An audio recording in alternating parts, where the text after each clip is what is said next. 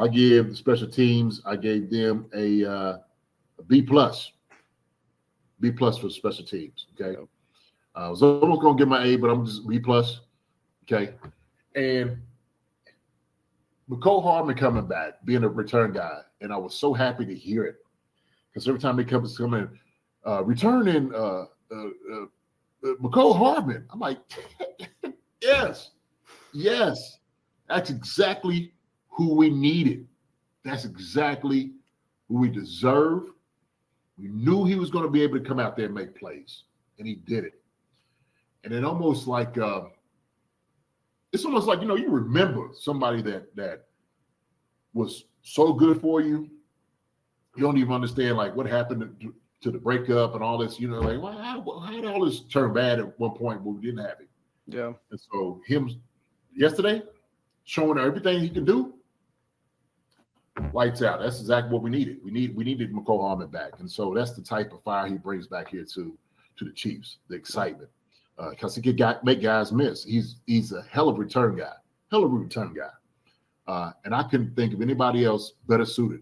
Remember when we was doing all in camp trying to find guys to return the football? Remember we tried everybody. Mm-hmm. I think they even tried Chris Jones back there. Well, they wanted to. They put Justin Ross back there, and you and I were like, wait, what? Yeah, maybe we need to bring Chris back and tell him let him be a return guy so we can sign him.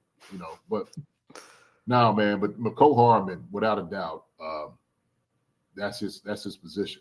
That's where we need him. We need him, without a doubt, returning the football. Okay, because he is that guy. He is that guy. He's got the speed. He's got the quickness, elusiveness. He can make a big play.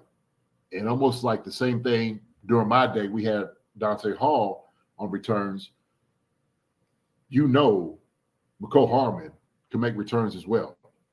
We know that something can happen when you call on his name in the return game. And so that's what you look for. You look for a home run hitter. He's a home run hitter with the football in his hands as a return guy. But I gave the offensive man a B plus. So, yeah. It gives you more versatility in the wide receiver room just to have a guy who can play, who can be a receiver as well as be your kick returner and punt returner. And Montreal Washington was a solid fill-in for us because we were a disaster at punt return before we signed up Montreal Washington. But and he was solid. But as far as getting receiver room reps, he wasn't. And now is what's taking a roster spot from the rest of the team. It's like, okay, but now you got a guy who can fulfill the receiver role as well as being your kick return and punt return role, and that's huge. Yeah. So yeah, like you said, it's another roster spot, and he's not as good as Mecole Hardman. Yeah. Mecole is an established guy. I couldn't understand why he wasn't really getting no reps up there with the Jets, to be honest. So makes no sense. I don't know, man. I don't know. Maybe it's something we need to find out sometime soon why that was and what was being said to him more so than anything else. Yeah, he said some cryptic stuff about what kind of stuff went on with that. He doesn't. He's made some tweets about it. I can only surmise what he's talking about as far as what he was told about his role up there or what happened, but I don't know. But I will say he was smart because when he went, I remember this past offseason when he was in New York, they asked him the same question they asked Sammy Watkins when he was in Green Bay: who's better, Mahomes or Rodgers? And then Watkins, the Randall Cobb, put a gun to his head and he said Aaron Rodgers. They asked, there was an NFL Network. They asked Mecole, and he said there's different. You can't really compare the two. He said, I'll take Aaron's got a faster release than Patrick, but they're two of the best ever. So he gave a very response of a guy who didn't know what his future might hold if he would end up back in Kansas City. So hey, he's back. Man, yeah, you got to do the most balanced, diplomatic thing you can possibly can in the answer, right? Yeah. So you don't want to. Land blast the guy that you're going to be catching footballs from, and sure enough, you don't want to burn the bridges with the guy that you trust and who's the best in the game.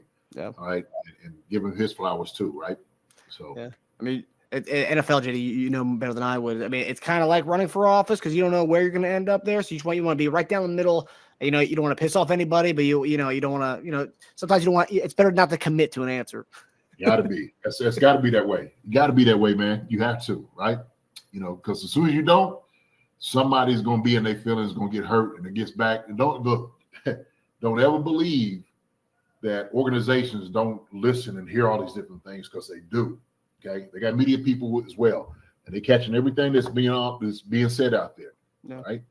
They pay these guys good money to catch what guys say. So NFL's always watching. Always lurking. Always lurking. Mm-hmm. Hi, everybody. Thanks for watching. Subscribe here to get the latest from the show. Also, be sure to check out the best clips from Chief Concerns. And if you prefer to listen to the show, subscribe and follow us on Apple Podcasts, Spotify, and anywhere else you get your podcasts.